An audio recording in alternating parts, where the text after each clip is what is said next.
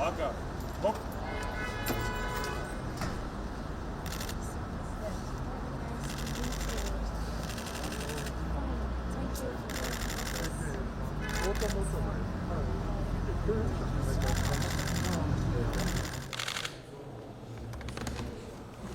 Ուրախ եմ ձեզ ողջունելու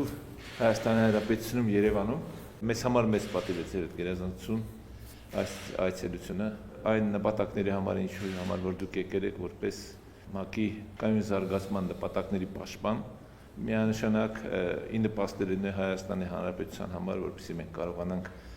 իրականում կատարել են պարտականություններ, որ ստանձնել ենք 2030 թվականի հետ կապված։ Եվ մենք շատ բարձր ենք գնահատում նաև ձեր առաջնորդությունը այդ աշխատանքում։ Դուք որպես Բելգիայի թագուհի զբաղվում եք նաև ամբողջ մարդկության հետաքրով այսպիսի խնդրով։